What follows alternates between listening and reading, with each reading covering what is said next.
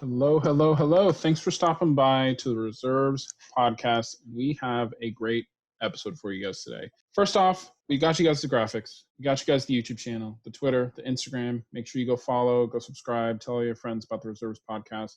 But now we're really hitting our stride with a little bit of an outline of what the episodes are going to start looking like. Today's podcast, you guys are going to have the Reserves recap, our hot damn and not damn, our yay or nay, and of course, as always, we're finishing off the episode with some hot takes. And I hope that you guys were watching that Raptors game. OG Anunoby, that shot was ridiculous.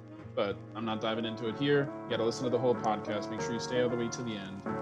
Enjoy a new intro song.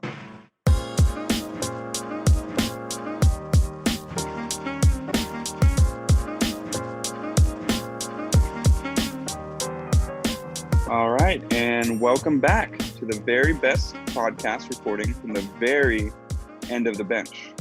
I'm Colin Giordano here. I'm Miliano Lara. And let's get started. Alrighty, so jumping right into the Reserves recap. It doesn't make sense to start with anything else. That OG Anunoby game winner. Entry pass over Taco Fall, the standing giant, very far corner of the court, 0.5 seconds left, over Jaylen Brown. That was nuts. Yeah, no, it was crazy. And he just kind of like slipped. It was a great play.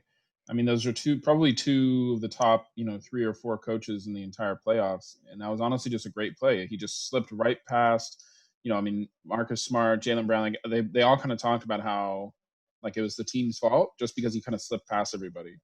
And it was crazy. It was one of those that like right when the pass started going in, you kind of knew. You were like, oh my gosh, they're about to win it with 0.5 seconds left.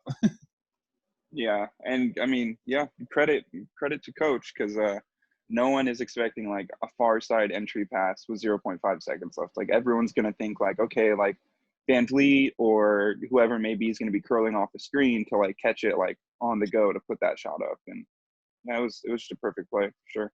Yeah. Lowry even said, it was going to Siakam or it was going to Van Vliet, but like that was the design play. But he also called out like he knew even before he passed it, he was like, you know what, Anunoby's been hitting, like I trust him. And once that was the last option, they just went for it. So I don't know that it definitely changes things. Obviously, that means no sweep for the Celtics. But a game winner like this, and this is why I kind of had high hopes, for the Mavericks, like after Luka's game winner, is because a game winner like this can kind of reset, like your mental state. Like if you're feeling down, and a lot of these players are coming out saying that they're tired of being in the bubble, this can kind of give you that like that little push to get you through a few more days, and get you feeling excited again about playing basketball. So I'm excited to see kind of what it does for the rest of the series.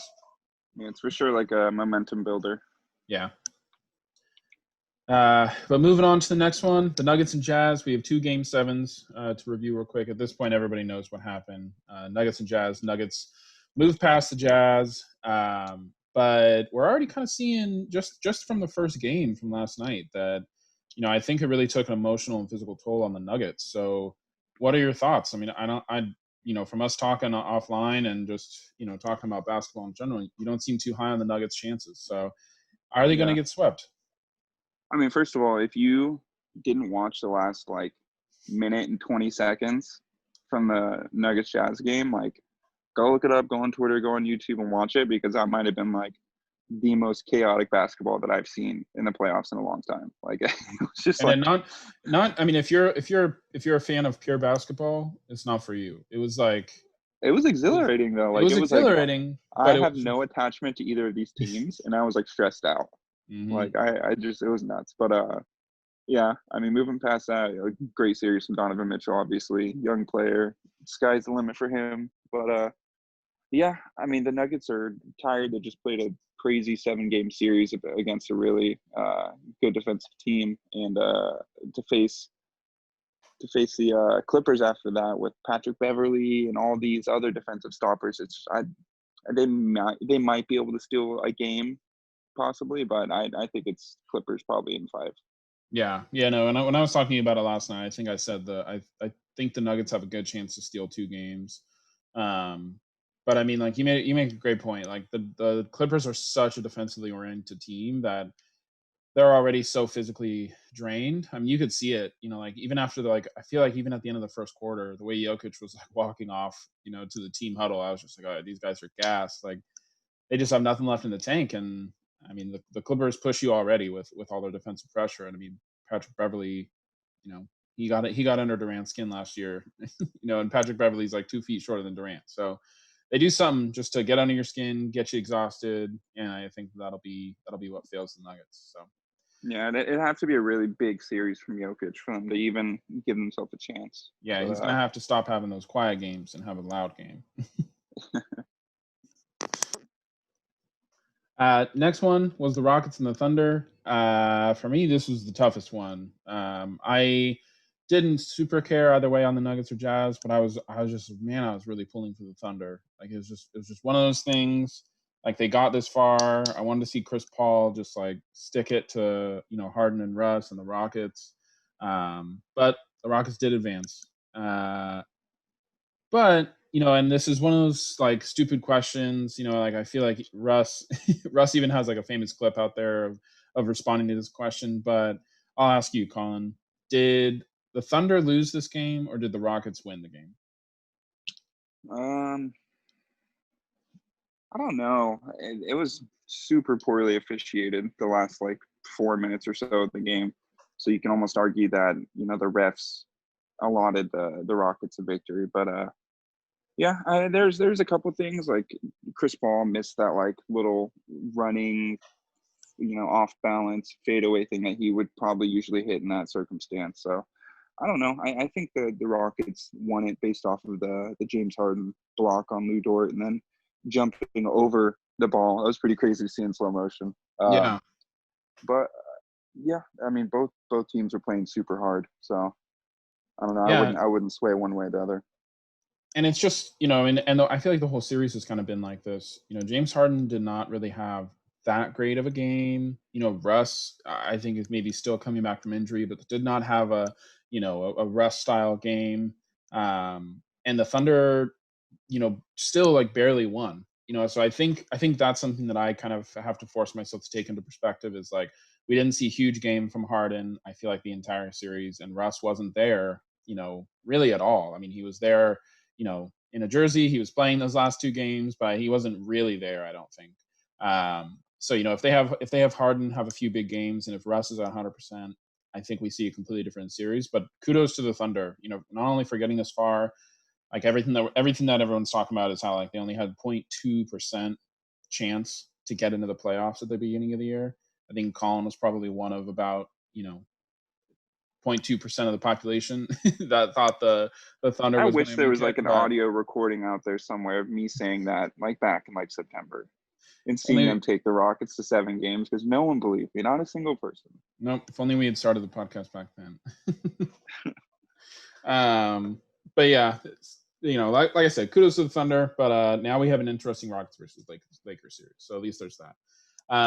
Last reserve Yeah. recap All in here. all, I think we see. I think we see.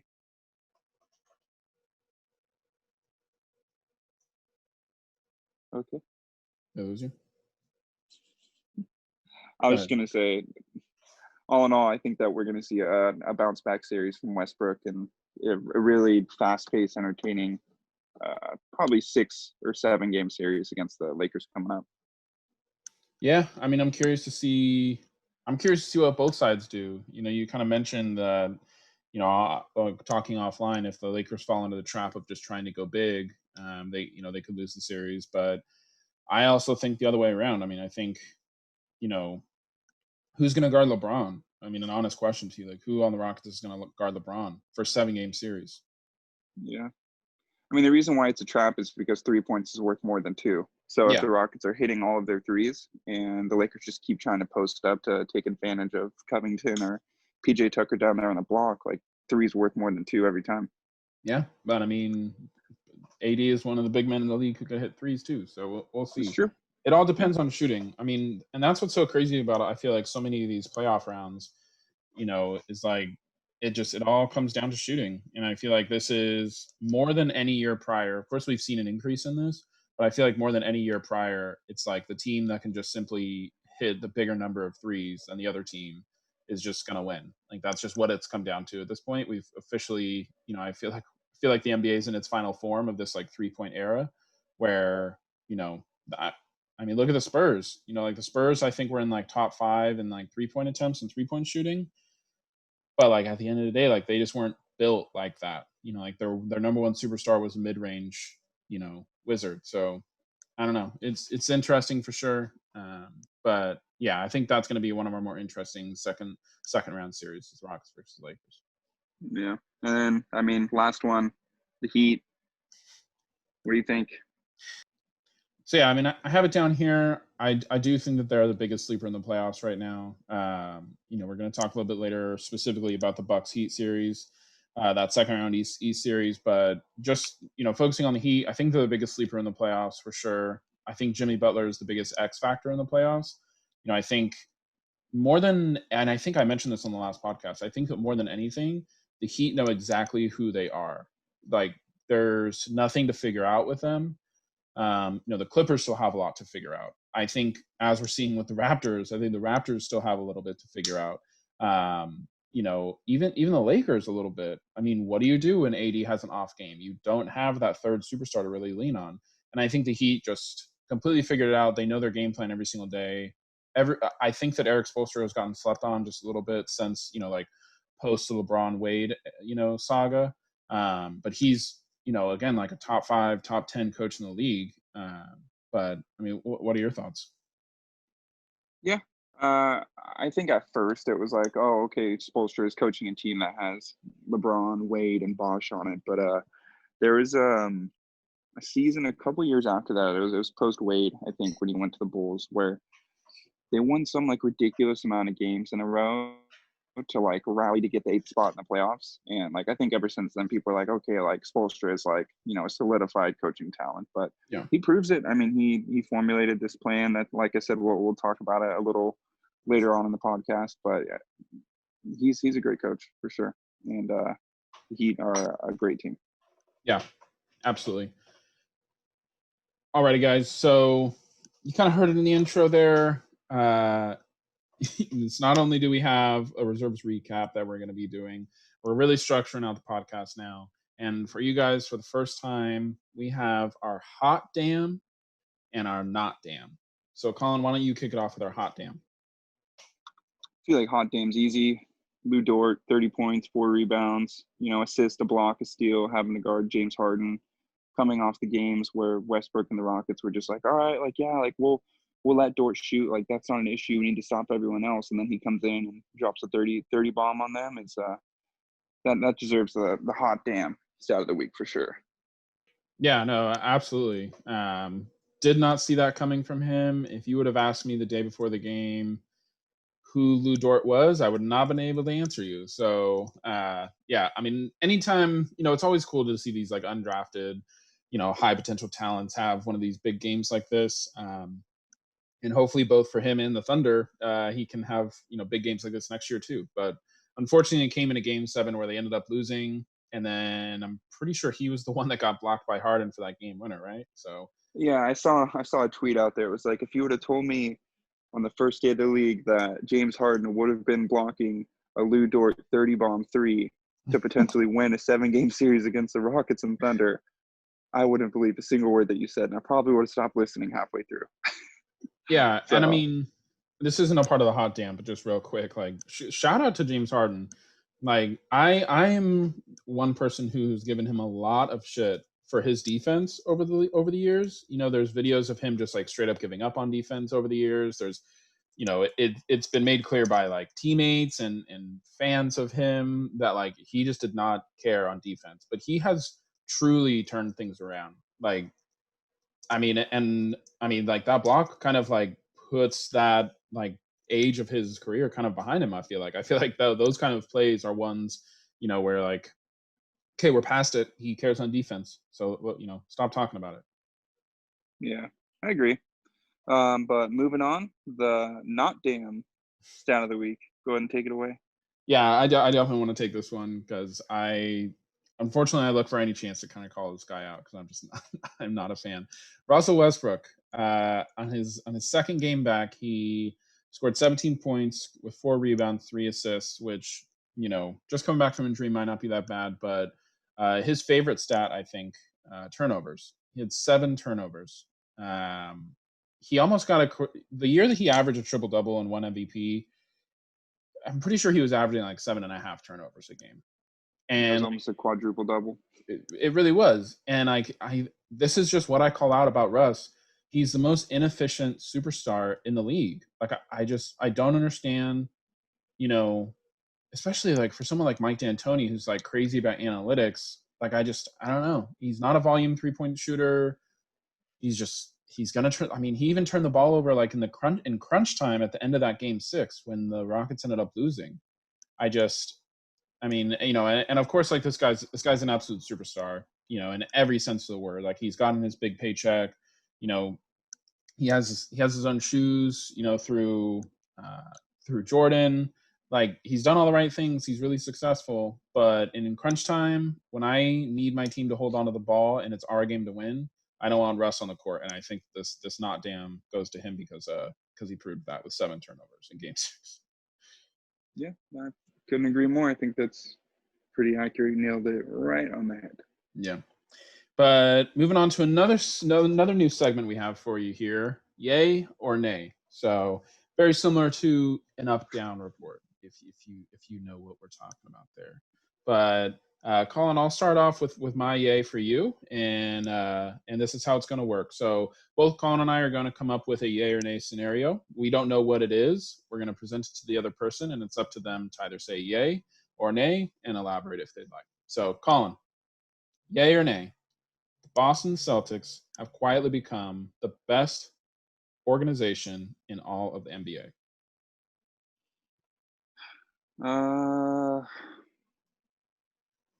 Yeah, they're up there. They're definitely, if they're not number one, they're number two. Yeah, I think they proved that in the whole Jason Tatum and Markelle Fultz swap thing, and the draft picks that they've stashed over the years, and getting out of Kyrie's contract, and they've been perennial contenders with young talent. They're really good at developing. So yeah, I feel like in every sense of the word, they're talented from the bottom to the top for sure. Mm-hmm. And now for your yay or nay. All right. So yay or nay, Steve Nash will be a good fit with Kyrie Irving and Kevin Durant as the head coach of the Nets going into next year. I say nay. Why is that? I think that these superstars nowadays have too much personality for a big personality coach. I think, you can exclude a team like the Warriors, but, look at so many of the biggest superstars we have in the league right now. LeBron, it's not a joke at this point that he is the coach of his teams. And so he's needed kind of a coach that does not have a big personality, that wasn't a previous superstar. And so I think when you try to fit, these previous, prior superstars in as coaches with a player like Kyrie Irving, who clearly has some personality things going on, and then a player like Kevin Durant, who we still don't really know what he's going to come back like, but it's been made very obvious that you have to kind of cater to him. Like it's you have to build the team around him and his play style. So I think unfortunately this one's going to be a nay for me. I don't see it working out. Although I wish it would. I think Steve Nash, he's top 5, maybe top 10. Actually no, if he's not top 5, he's 6 or 7 best point guards ever. And I hope it works out for him because he's obviously a brilliant mind of the game of basketball, but I just think there's too many personalities. Yeah, I mean, I can see both sides of it. He's super smart. One, obviously, get that out of the way with his basketball IQ is like off the charts. And two, like I'm intrigued to see if he can bring like a team presence to a couple players that struggle with that type of morale. Like they've always been the guy. They want to be the guy. They want the ball in their hand. So I'm intrigued to see if he can, kind of change that thought process with those players. But maybe we'll talk about it on future pod going forward. But I think it's a yay for me on that one.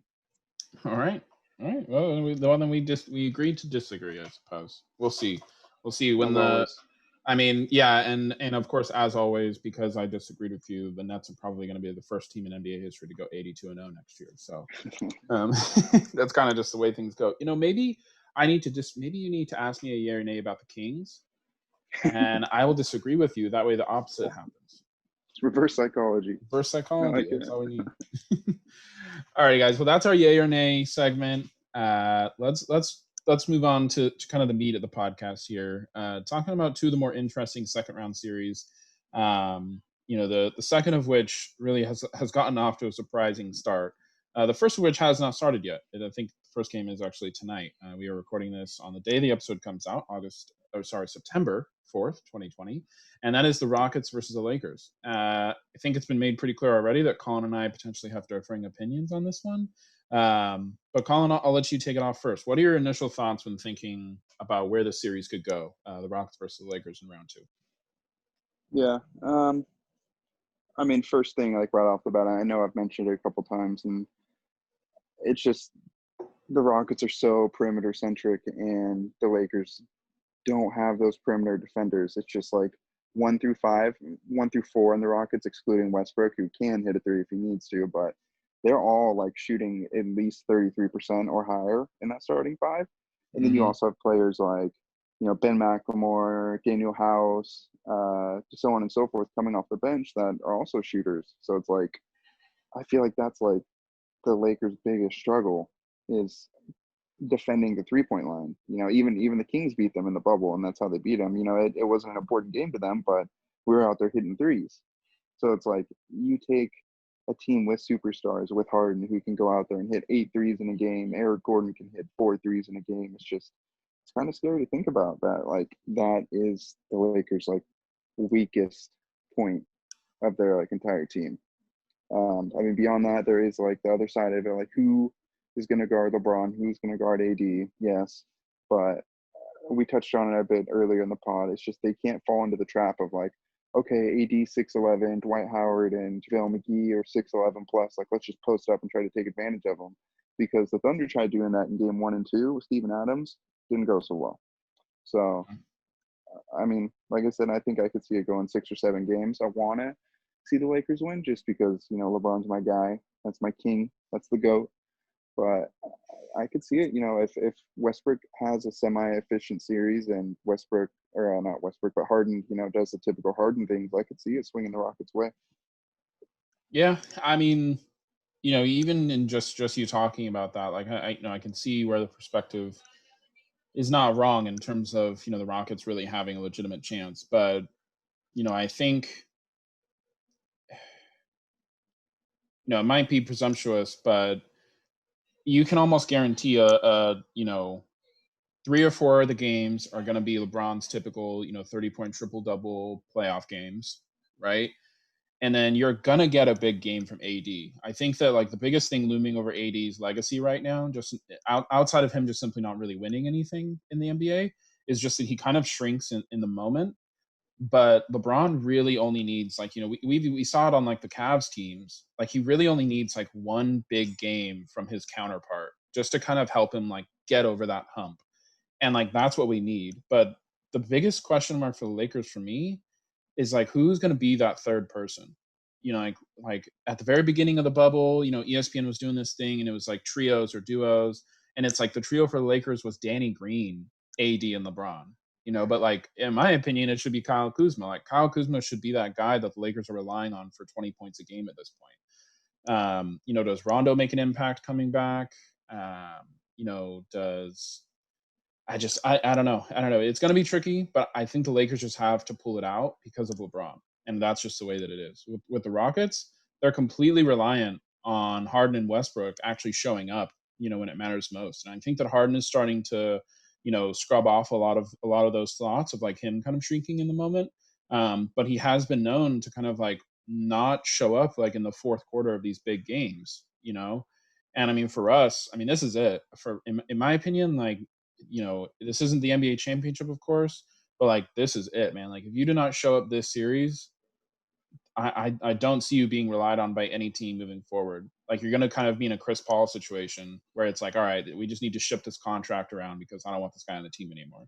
And I mean, and of course for Chris Paul's situation, it kind of ended up working out for him this year. But just in terms of that thought, of this guy not really being a big contributor to winning, I think that this is Russ's kind of last chance to prove the haters wrong. So Yeah. No, I mean, it checks out with me for sure. approved.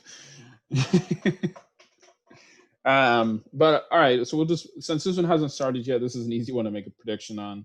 I'll go first. I honestly say Lakers in 5. I think that my biggest reasoning for saying Lakers in 5 is that the Rockets are not going to get swept. That's just not going to happen. But I do think that LeBron is just like, we are going to see his final playoff form in this series because he enjoyed the hell out of this rest that him and the rest of his team has gotten. And he's hoping that if he can close out this series quickly, that the Clippers and Nuggets go 6 or 7 games. And that way the Lakers get another set of rest before having to play the Clippers in the conference finals. So Lakers in 5. Yeah. I mean, I'm like the biggest LeBron advocate, but what scares me is that I'm worried about every other player except for LeBron in that team. Yep. Like they just don't have the depth that the other teams in the West have right now. Nope. And I think that's the most difficult thing for me to try to wrap my head around when I would maybe think that the Lakers could win in 4 or 5 games. So that being said, Lakers in 6 or 7 for me. Yeah, and even you just saying that right now, and I kind of want to get your thoughts on this. I feel like the NBA is almost on its way out of kind of like this like big three, big duos movement where like we're seeing it maybe more so in the East than the West right now, but I feel like we're seeing so many teams be very, very well rounded. Like we always kind of refer to like 2K stats, but like so many teams are like their starting 5 is like 85 overall or better. And with like maybe one 92 overall player, like on the Heat, like all their starting 5 is like 82, 83 overall or better. And then Jimmy Butler is like a 95 or, a 93. And like, I feel like LeBron was almost able to take advantage of like the big 3 era because teams weren't very well rounded. And then now he's going to find himself where like he can't maybe carry that load past a team like the Clippers or past a team like the Heat in the finals. Wink, wink. That's my prediction. But what are your? I know that's not on our outline here, but what are your thoughts on that? I think like the NBA is just like at a weird spot right now where a lot of these, A category, B category, C category players are getting a little older. Mm-hmm. So their contracts are becoming less and less. So you could pick up a Reggie Jackson or a Marcus Morris or whoever, like Paul Millsap might be one of those players next year where like he joins the Lakers or the Clippers like on a cheaper contract. So you're just seeing these like smart players that are still really good at basketball become more affordable. And I think that's kind of making it to where like these like role playing big deep teams are coming together. Yeah. Yeah, no, absolutely. But moving past that, so my prediction, Lakers in 5. Colin, I'm sorry, what was your prediction again? Lakers in 6. All right. Maybe. So we both not very confident about that. It'll change tomorrow. We'll call it the over under is 6.5. We'll call it the Lakers in 6.5. But moving on to me the most surprising series so far. That coffee starting to sound real good. For those of you that don't know what Colin is talking about, we made a bet that the Heat would get past the Bucks, and if that happens, then I owe Colin a coffee, and we would make a YouTube video about it. So it's not looking good for me coffee wise. It is looking good for me in terms of my appreciation for Jimmy Butler and his redemption tour. But down 2-0, where do the Bucks go from here? I don't have an answer. I feel like we both mentioned it and we both agree that the Heat are just simply like they just straight up figured themselves out. Like I feel like Eric Spoelstra could go the entire game without really saying anything, and they just know what they need to do. They're potentially the second best coached team in the East. I think Nick Nurse and the Raptors have done a fantastic job with what they have. You have Brad Stevens, but I think they're just I don't know, man. They just figured their crap out right in time, and I honestly don't think the Bucks have an answer for it. Yeah, it's different when you're in an 82 game season and you're playing a different team every couple nights. But when you really have a chance to sit down and watch tape and game plan against like one player and one team for 4 to 7 games straight, like you have the chance to really like solidify something that can stop that team. And they're forming the Great Wall in the middle. Anytime in transition, they just clog up the middle of the paint and they do their switches perfectly. And shout out to Jimmy Butler and Jay Crowder and all those wing defenders that are really just blocking Giannis from literally getting to the hoop. They're forcing the ball out of his hand, make him run to the strong side corner and circle back out to try to get the ball again with 13 seconds left on the shot clock this time. So it's definitely working and it's a great plan. But I think Giannis just has to try to put his head down and get to the rim and get fouled. I think that's kind of their only way to get past this right now, because the Bucks had a good game. Middleton had a great game. Bledsoe had a good game. George Hill even had a good game off the bench. So it's like, it's scary to think about it. Giannis having like 29 and 12 and all those role players doing super well and they still lost. So like you said, credit to the Heat. And the Heat, I think Heat in 5 games. Heat in 5 games. Wow. I mean, I don't know. I think we still have yet to see, and of course I'm crossing my fingers because I don't want our first YouTube video to be me having to buy this guy a cup of coffee. But man, Heat in 5 games. I don't think that it's going to be quite like that. I think the Bucks have a couple bounce back games. I think we still have yet to see the best from Giannis, and honestly, Chris Middleton. Like it's kind of time to like show up or shut up. He got that contract because he was supposed to be, Giannis's number two, and where is he? In terms of like dominating a game, like where is he at? And I feel like the fact that as a slightly more than casual fan, the fact that I don't know about Chris Middleton having a big game or not is part of the problem.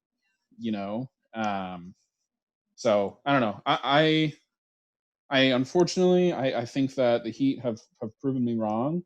I'm just simply pride won't allow me to switch my prediction from the Bucks to the Heat. But I think it's going to be 7 game series, and I think in Game 7, anything can happen, and I am not optimistic of the chances of the Bucks winning this series. I'll say that, but I think no matter what, that it does go 7 games.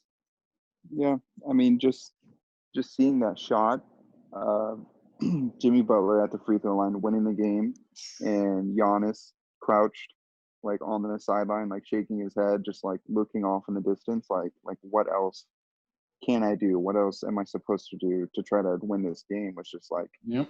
I don't know, like that was it for me. And then his post game comments about like, I do whatever coach says. Coach wants me in there, I'm in there. Coach wants me to guard this person, I guard this person. Like I feel like there's like a little bit of tension going on. Yeah, I mean, he said it. He's like, I'd play 48 minutes if I could. But you know who that kind of reminded me of? Like that feeling, that sense of like I was trying to do everything that I could. It really reminded me of LeBron in those years where like he didn't have Kyrie and he didn't have Kevin Love. But it's like, the most spectacular thing about LeBron is that he finds that extra gear. And like and like statistics say a lot, but I think that what I'm talking about is something that can't be found on the stat sheet, and it's just that like it's that extra gear, man. Like if you want a championship and like you're Giannis, like you've got the body of Giannis and like the potential to dominate like Giannis does, you figure it the hell out. Like, and I'm sorry, but like a player like Giannis just needs to dominate a game from start to finish. Like we saw LeBron, dominate the Pacers. We saw LeBron, dominate the Celtics when he wanted to. I mean, hell, he dominated the Warriors in some of their, series back to backs. Like there were some games where it was just LeBron's game. It was his show. And I feel like that's what we need to see from Giannis is that like true domination. But yeah, I don't know. I'm weary of this cup of coffee that I'm gonna have to buy you. So Yeah, I mean, Like I said, like I could start to taste it. Like I could taste that coffee hit my lips right now. Like we're close. We're close. All right. Well, we're gonna slightly move on, but not really. We're not giving it away quite yet. Let's jump into our hot take. Ow, my hand, that's hot. This one's hot too. Okay, we're trapped. Everyone for himself. All right, so I'll take this one. So Richard Jefferson had a tweet where he basically said, "Is Giannis Jordan or is he Pippen? Like, does he need a second All-Star to fit with his game, or does he need to be the second All-Star next to someone else's game?" So what's your take on that? You know, I almost said it, but I didn't want to get too much into what our hot take was going to be. Chris Middleton needs to be Giannis's Pippen, but I do not disagree with the question, I guess. I know it's not a statement, but I do not disagree with the asking of the question because, you know, there's very few players ever in the NBA that have been kind of just those like game changers. And I would say the most recent ones would be a Jordan, a Kobe, you know, someone who did it quietly was like a Duncan, and then a LeBron, you know, but every single one of those players had kind of a second guy.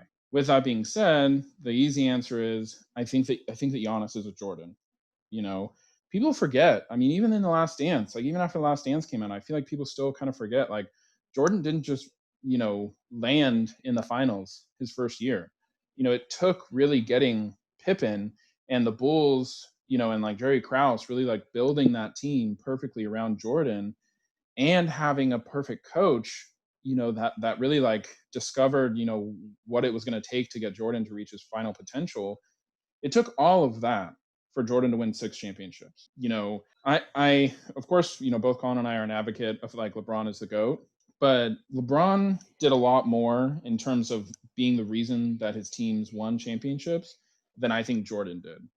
And Giannis doesn't really have like a Pippen who he can rely on both defense and offense every single night. And I don't think that Giannis has had a coach yet who he can rely on to kind of help him get in and out of tricky situations. And I don't think that the Bucks organization has been ran perfectly in terms of building a championship team around Giannis. So I do think Giannis is Jordan. I just don't think it's time yet. Yeah, I mean, I think that too. But then, like, I just want you to think of the situation. Close your eyes. Giannis is on the same team as James Harden. Who is 1A and who is 1B? Because when I think of those situations, I picture Giannis as 1B, like not 1A. So if I close my eyes and picture Giannis next to Harden in a 7-game series, who is 1A and who is 1B? And that is tough because I still think that what Harden brings to the table in terms of how he dominates the game with his scoring, I still think that it does not directly to lead. I'm sorry. I think that does not directly lead to winning. I think that Harden needs somebody who kind of brings something else to the game. And I think that this is kind of where like the game is not completely moving away from big men. It's definitely moving towards, scoring and 3-point shooting, of course, like it already has. But I think that just simply, like dominating the game in terms of like physical dominance is still the difference maker for a championship team. So like I don't want to answer this just because like I want to go along with what I was saying, but I still think that Giannis in that situation is kind of 1A. Now, like 5 seconds left on the clock, who do I want taking that last shot? Maybe that's James Harden. But if we're using the Jordan and Pippen scenario, I mean, a lot of the game winners that the Bulls had didn't come from Jordan. Like we have the big ones that we remember, of course.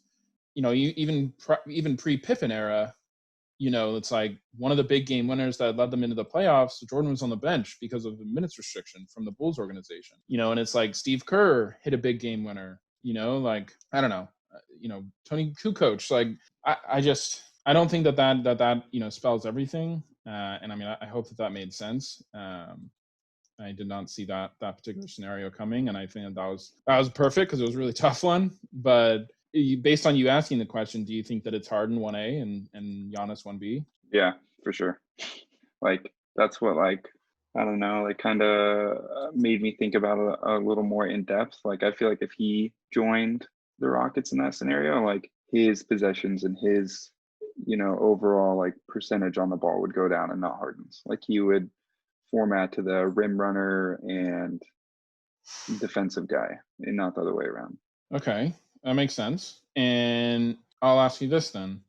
As the GM of a brand new team, if you were building out your team, would you put Harden and Giannis on the same team? Because I almost kind of feel like you wouldn't. Like you wouldn't want to. I mean, it sounds ridiculous in terms of like, of course you want Giannis and Harden on your team. They're two of the best players in the league. But in terms of like fit, and like capabilities, I don't see Giannis and Harden being like compatible really. So that's kind of it's a tough scenario to think about, but also kind of as like our local, GM candidate, Colin, would you put those two on the same team together? I mean, I don't see why they like couldn't fit together. Like you have someone that's efficient by the rim and someone that can score from the outside. So on paper, I think it checks out. Yeah. And I mean, look, this conversation is over once Giannis gets a jumper. Like once Giannis gets a reliable 3-point shot, the conversation is over, because at that point, as soon as they have to start guarding him at the 3 regularly, we're going to see similar to like what happened with LeBron once he could start stroking it from 3. But I don't know. So final verdict, Colin. It sounds like you're thinking Giannis is a little bit more Pippen than Jordan. I will leave on this. Giannis to me feels like he's a 6'11" Russell Westbrook. Ooh. Like if you think about it. Ooh. Doesn't he? Like a little bit. Yeah, that's almost a personal attack on me. Like the way he like attacks the rim and he's like so aggressive, and I don't know. Like sometimes like it's just like I'm like it's like I don't know, 6'11" Russell. Very similar stat lines at times. You can't shoot from the outside. Just saying. Yeah. All right. I will accept that, I suppose, until Giannis proves you wrong. I feel like I kind of have to accept that, but I still think he's more Jordan than Pippen. I just think that just like Jordan, like I said, I think that he just needs the right team built around him, and we'll see if that happens. Who knows what happens this offseason. Championship squashes all. So if they make it past the Heat and into the finals and win, doesn't matter if he's Jordan or Pippen. So that shuts everybody up, but I don't see that happening this year. Yeah, they get bounced by the Heat. He's not going to be Jordan or Pippen. He's going to be a free agent. Like then he will. He's going to be out there. No, then I will agree with you, and he'll be Ross. Well, thank you guys for watching, listening. Thank you guys for listening to the Reserves podcast. Colin, anything else for them before we get out of here? No, just looking forward to that cup of coffee. Looking forward to that cup of coffee. All righty, Bucks. You got this. All right. You guys got this. We just need to all come together and figure it out. Okay. All right. Thanks for listening again, you guys. Make sure to subscribe to the YouTube channel, follow us on Instagram, follow us on Twitter, share the podcast with your friends and family. Just let everybody know that the best podcast coming out of Sacramento, recording from the very end of the bench, is the Reserves podcast. Catch you guys next time.